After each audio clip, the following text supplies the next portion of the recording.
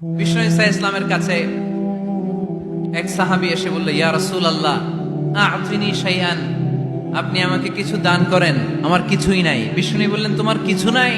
সাহাবী বললেন, ইয়া রাসূলুল্লাহ ঘরে আমার শুধু দুইটি জিনিস আছে। কয়টা? চিল্লায় বলেন, কয়টা? এক হচ্ছে একটা জামা, দুই হচ্ছে পানি খাওয়ার একটা জগ। বিষ্ণু বললেন, এই দুইটাই নিয়ে আস। বিশ্বনবীর কথা শুনে ওই সাহাবী ঘর থেকে জামা নিয়ে আসলেন, পানি খাওয়ার জগ নিয়ে আসলেন।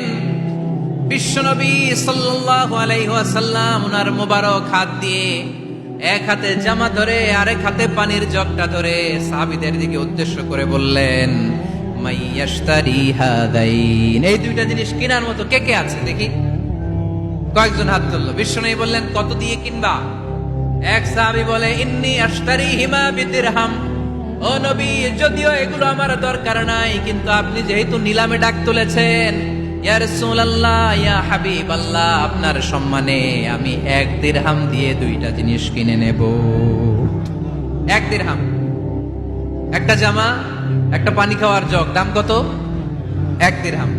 বিশ্বনবী বললেন, না না, 1 দিরহাম তো অনেক কম হয়ে যায়, মাইয়াজিদু আলা যালিক, এর চেয়ে বেশি দামে কে কিনবা? আরেক সাহাবী হাত তুলে বলতে লাগলো, ইয়া রাসূলুল্লাহ ইয়া হাবিবাল্লাহ ওয়া ইন্নী আশতারিহিমা বিদিরহামাইন, আমি এই জামাটার পানি খাওয়ার জগটা 1 দিরহাম নয় 2 দিরহামের বিনিময়ে কিনতে চাই।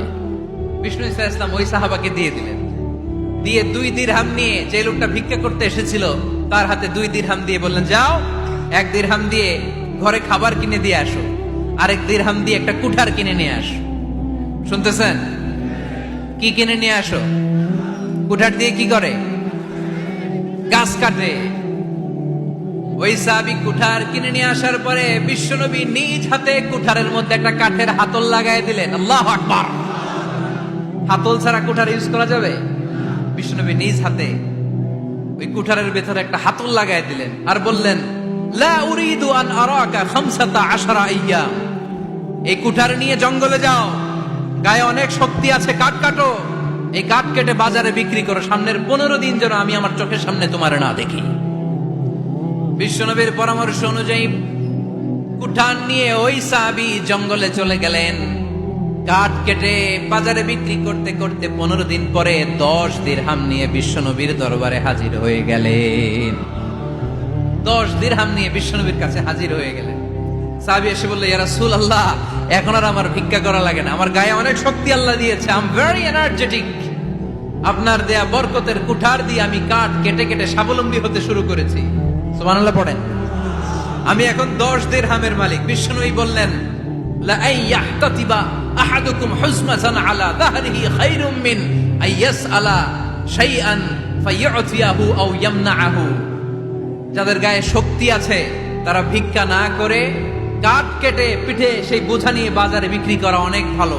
কারণ কারো কাছে যদি তুমি হাত পাতো, সে দিতেও পারে নাও দিতে পারে, আর কষ্ট করলে কষ্ট কোনোদিন বৃথা যায় না। চিল্লায় বলেন ঠিক কিনা? বিষ্ণু ইসা ইসলামের অনুপ্রেরণায় এই সাহাবা অল্প কিছুদিনের ব্যবধানে স্বাবলম্বী হয়ে গেলেন। What is the moral of the story? বিশ্বনবীর এই প্রফেটিক স্টোরি থেকে আমাদের কি শিক্ষা?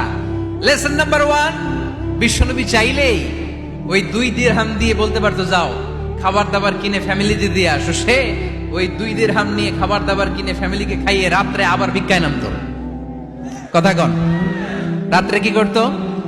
ভিক্ষায় নামতো। বিষ্ণু ইসা ইসলাম তাকে কাজ করে খাওয়ার জন্য উৎসাহ দিলেন। পাশাপাশি বিষ্ণু ইসা ইসলাম পার্মানেন্ট সলিউশন দিলেন। এজন্য পার্মানেন্ট সলিউশনের ব্যবস্থা করতে হবে। অনেকে আমরা যাকাত দেই, যাকাতের শাড়ি দেই, যাকাতের লুঙ্গি দেই, আছে না নাই? লক্ষ্মীপুরে এরকম দেয় নাকি? কি দেয়?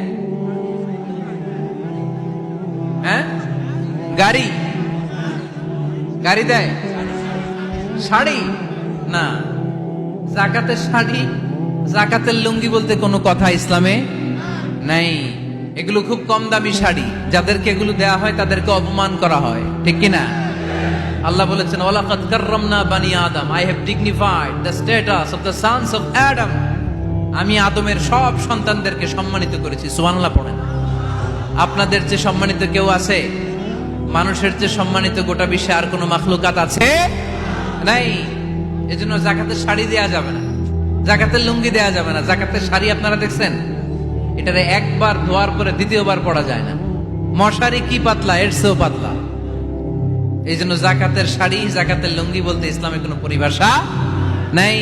আপনাকে স্বাবলম্বী করে দেওয়ার চেষ্টা করতে হবে।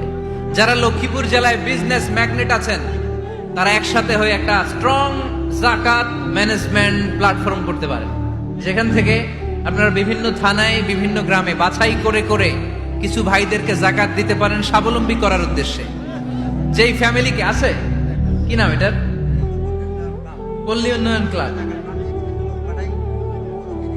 মাশাআল্লাহ, জাকাত ফান্ড দিয়ে বিদেশে লোক পাঠায়। এর চেয়ে সুন্দর পদ্ধতিতে জাকাত বিতরণ আর হতে পারে? যেই লোকটাকে, যেই ছেলেটাকে বিদেশে পাঠানো হয়েছে, ওই ফ্যামিলিটা আর কোনোদিন জাকাতের শাড়ি নেওয়ার জন্য লাইনে দাঁড়াবে? যেই ছেলেটাকে ওনারা অস্ট্রেলিয়ান গাভী কিনে দিছে, দুধ বিক্রি করে যেই ফ্যামিলিটা স্বাবলম্বী হতে শুরু করেছে, তারা আর কোনোদিন জাকাতের লাইনে যেয়ে দাঁড়াবে না। এজন্য জাকাত দিতে হবে স্বাবলম্বী করার জন্য। ইসলাম আমাদেরকে এটাই শিখিয়েছে, কাজ করে খেতে হবে। কাজে লজ্জা নেই, লজ্জা হচ্ছে অলসতায়। লজ্জা কিসে? আজকের আলোচনা থেকে এটা মুখস্থ করে নিতে হবে, কাজে লজ্জা নেই। লক্ষ্মীপুরের ইয়াংস্টারেরা শ্রমে লজ্জা নেই, পরিশ্রমে লজ্জা নেই, লজ্জা অলসতায়। লজ্জা কিসে? আরো জোরে। নবীরা কি এমনি এমনি বসে বসে খাইছে?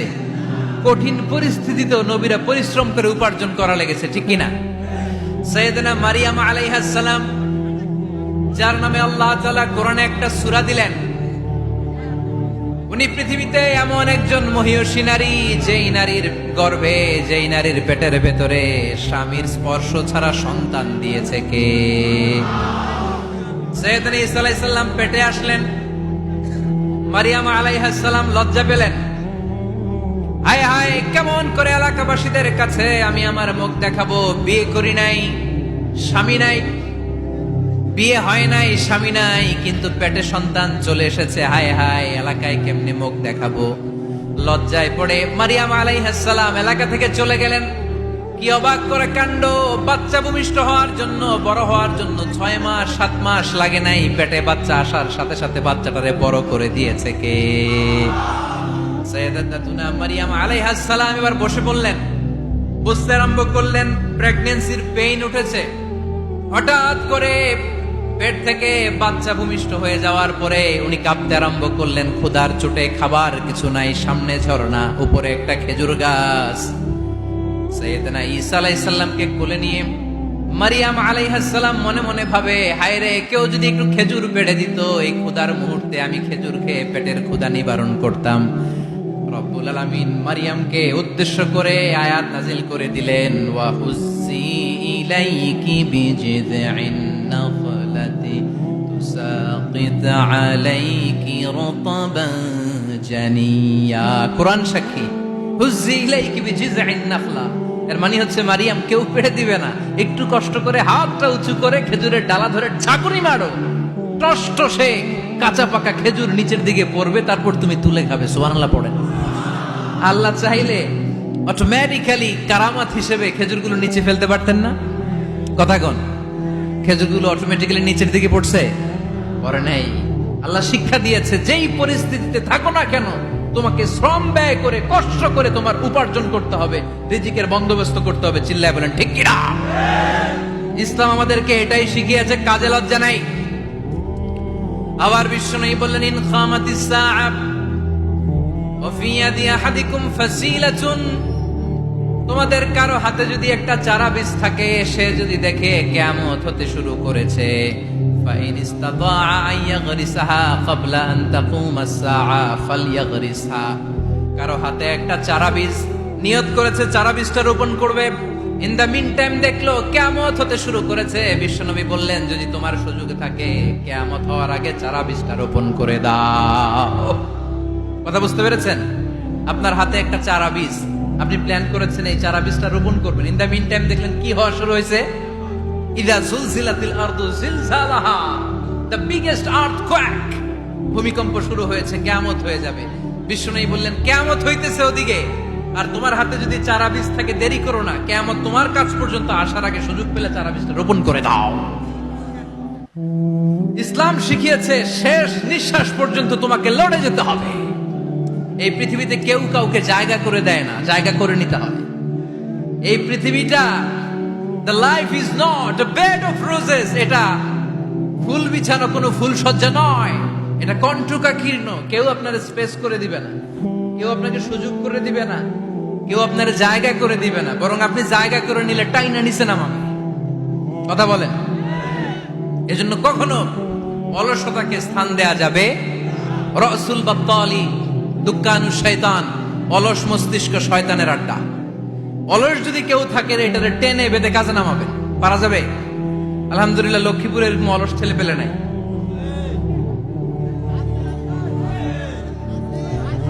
আছে?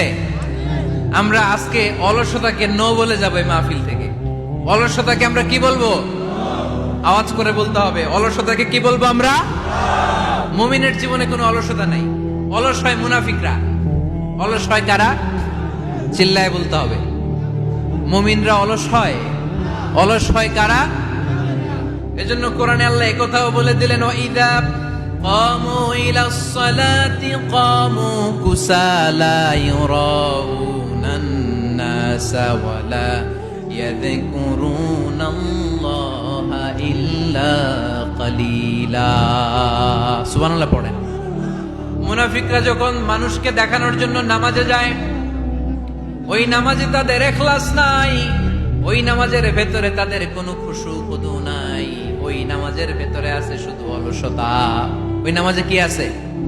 কিন্তু আমরা যখন নামাজে যাই আমাদের অলসতা আছে? আমরা নামাজ পড়লে আমাদের হৃদয়টারে সজীব করে দেয় কে? আমরা উযু করলে আমাদের মনটাকে চাঙ্গা করে দেয় কে? আমরা মসজিদে ঢুকলে হৃদয়টাকে প্রাণবন্ত করে দেয় কে? মুমিন তো নামাজে গেলে চাঙ্গা হয়, মুমিন ওযু করলে চাঙ্গা হয়। বিষ্ণু ঈসা ইসলাম বললেন, ইয়াকিদু শাইতানু আলা কাফিয়াতি রাসি আহাদিকুম ইদা নাম। খেয়াল করে শুনবেন লক্ষ্মীপুরের ভাইয়েরা, চমৎকার একটা হাদিস। আমরা যখন ঘুমোতে যাই, শয়তান আমাদের প্রত্যেকের মাথার পিছনে 3টা অলসতার গিট মারে। কয়টা? আওয়াজ করে বলেন। 3টা অলসতার গিট মারে। ইয়াকিদু শাইতানু আলা কাফিয়াতি রাসি আহাদিকুম সালাসা উকাব। 3টা গিট মারে যখন আমরা ঘুমোতে যাই। অলসতার 3টা গিট মেরে আমাদের কানের সামনে এসে ফিসফিস করে মন্ত্র পড়তে থাকে, আলাইসা লাইলুন তাওয়িলুন ফারকুদ, আলাইসা লাইলুন তাওয়িলুন ফারকুদ। বিশাল লম্বা রাত, ঘুমাও। অনেক সময় আছে, ঘুমাও। রাত 5টা বেজে যাচ্ছে, তাহাজ্জুদের সময় শেষ হয়ে যাচ্ছে, তখনও শয়তান বলে রাত অনেক লম্বা, ঘুমাও। ফজরের সময় পার হয়ে যাচ্ছে, সূর্য উঠে যাচ্ছে, শয়তান বলে আলাইসা লাইলুন তাওয়িলুন ফারকুদ, এখনো অনেক সময় আছে, লম্বা লম্বা লম্বা চৌড়া রাত পড়ে আছে, তুমি ঘুমাও। বিশ্বনবী বললেন, ফাইন ইস্তাইকাযা ওয়া যাকারাল্লাহ ইনহাল্লাত উকদা। আমার উম্মতের কেউ যখন ঘুম থেকে জেগে ঘুম থেকে ওঠার দোয়া পড়া শুরু করে দেয়, অলসতার প্রথম গিটটা সাথে সাথে খুলে দেয় কে? আপনি ঘুম থেকে উঠেই যখন ঘুম থেকে ওঠার দোয়া পড়বেন, আপনার অলসতার প্রথম গিট খুলে দেয় কে? ঘুম থেকে ওঠার দোয়াটা কি? আলহামদুলিল্লাহিল্লাযী আহইয়ানা বা'দামা আমাতানা ওয়া ইলাইহিন নুশুর। প্রশংসা সে আল্লাহ, যে আল্লাহ আমাদেরকে লম্বা একটা ঘুম শেষে, মৃত্যু শেষে আমাদেরকে ঘুম থেকে উঠালেন। এই দোয়াটা পড়ার সাথে সাথে শয়তান যে 3টা গিট মারছে, ওই 3টার একটা খুলে দেয় কে? ফাইন তাওয়াদ্দা ইনহাল্লাত উকদা। ঘুম থেকে জেগে ঘুমের দোয়া পড়ার পরে যখন কেউ ওযু করে ফেলে, অলসতার দ্বিতীয় গিটটাও খুলে দেয় কে? ওযু করার পরে ফাইন সাল্লাত ইনহাল্লাত উকদা, নামাজের মুসল্লায় দাঁড়িয়ে যখন নামাজ শুরু করে দেয়, অলসতার 3 নাম্বার গিটটাও খুলে দেয় কে? 3টা গিট যখন খুলে দেয়, বিষ্ণু ঈসা ইসলাম বললেন, ফাআসবাহা নাশীতাল কলব। নাশীত, তখন মুমিন বান্দা সজীব হয়ে ওঠে, প্রাণবন্ত হয়ে ওঠে, উচ্ছ্বসিত হয়ে ওঠে। ওয়া ইল্লা খাবিসান নাফসি কাসলান। আর যদি ঘুমিয়ে থাকে, 3টা গিট তার মাথার পেছনে শয়তানের অলসতার লেগে থাকে, তাহলে তার দিনটা শুরু হয় অলসতা দিয়ে, আর সে হয় অলসতার রাজা। চিল্লায় এখন ঠিক কিনা? এজন্য আমরা কি অলস হতে চাই না কর্মঠ হতে চাই? কোন নবীরা কি অলস ছিলেন? পৃথিবীতে কোন নবী অলস ছিলেন? সব নবী কর্মঠ ছিলেন। বিষ্ণু ঈসা ইসলাম বললেন, মা বাআসাল্লাহু নাবিয়্যান ইল্লা রাআল গানাম, এই পৃথিবীতে এমন কোন নবী নাই যেই নবী বকরি চড়ায় নাই। কি চড়ায় নাই?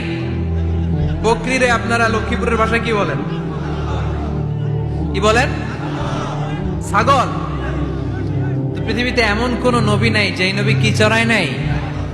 ছাগল চড়ায় নাই। সাহাবারা বললেন, ইয়া রাসূলুল্লাহ আনতা কাযালিক, আপনিও ছাগল চড়াইছেন? বিশ্বনবী সাল্লাল্লাহু আলাইহি ওয়াসাল্লাম বললেন, না, আমিও ছাগল চড়িয়েছি। ওয়া ইন্নী আরআহা আলা কারারাইতি আহলি মক্কা, আমি তো মক্কাবাসীদের অল্প কিছু পয়সার বিনিময়ে তাদের ছাগলগুলোকে চড়িয়ে দিতাম। সুবহানাল্লাহ পড়বেন না? বিষ্ণু ঈসা ইসলাম ছাগল চড়াতেন। ছাগল চড়ানো সহজ কাজ না কঠিন কাজ? কেন কঠিন এটা? হ্যাঁ, টেরা খুঁটি মারে। হ্যাঁ, ছাগল যারা পালে তারা জানে ছাগল পালা কত কষ্ট। ওরা ডানে টান দিলেও কই যায়, রশি ধরে বায়ে টান দিলে কই যায়, সামনে টানলে কই যায়, পিছনে টানলে কই যায়। সারা সপ্তাহ আপনি সময় পান না এটার গোসল করাবেন। ভাবলেন আজকে জুমার দিন আমিও গোসল করি, এটার গোসল করাই। এটারে আপনি পুকুর ঘাটে নিবেন, টান দিয়েছেন, ওর বাপের কিরা ও 1 ইঞ্চিও সামনে যাবে না। ঠিক কি না? এই টেরা প্রাণী আল্লাহর কি কি মহিমা! আল্লাহ তাআলা পৃথিবীর সবচেয়ে শ্রেষ্ঠতম মানুষদেরকে ছাগল চড়িয়ে ছেড়েছেন। ঠিক কি না? মা বাআসাল্লাহু নাবিয়্যান ইল্লা রাআল গানাম, এই পৃথিবীতে এমন কোন নবী ছিল না যে নবীরা ছাগল চড়ায় নাই। আল্লাহ বুঝাতে চাইলেন ছাগল চড়ানো অনেক কষ্টের কাজ, অনেক ধৈর্যের প্রয়োজন। এখন নবীরা তোমরা ছাগল চড়াও, কিছুদিন পর ছাগলের চেয়েও টেরা জাতি মানুষ চড়াইতে হবে। মানুষের মধ্যেও টেরা আছে না নাই? ভালো বললে ভালোটা বুঝে না, ডানে যেতে গেলে বায়ে যায়, বায়ে যেতে বললে ডাইনে যায়, এরকম আছে না নাই? সম্মানিত ভাইয়েরা, সমস্ত আম্বিয়া আলাইহিমুস সালাম ওনারা কর্মঠ ছিলেন। সাইয়েদনা আদম আলাইহিস সালাম নিজ হাতে চারা গাছ রোপণ করে চাষাবাদের কাজ করেছেন। সুবহানাল্লাহ পড়েন। সাইয়েদনা ইব্রাহিম আলাইহিস সালাম চাষাবাদের কাজ করেছেন। সাইয়েদনা দাউদ আলাইহিস সালাম নিজ হাতে যুদ্ধের জন্য যে পোশাক পরতে হয়, যেটা পরলে গায়ের মধ্যে ছুরি মারলেও ঢুকে না, ওই শিরস্ত্রাণ বানিয়েছেন, নিজ হাতে তলোয়ার বানিয়েছেন। সুবহানাল্লাহ পড়েন। সাইয়েদনা মূসা আলাইহিস সালাম ছাগল চড়িয়েছেন। সাইয়েদনা মূসা আলাইহিস সালামের মেজাজ নরম না গরম?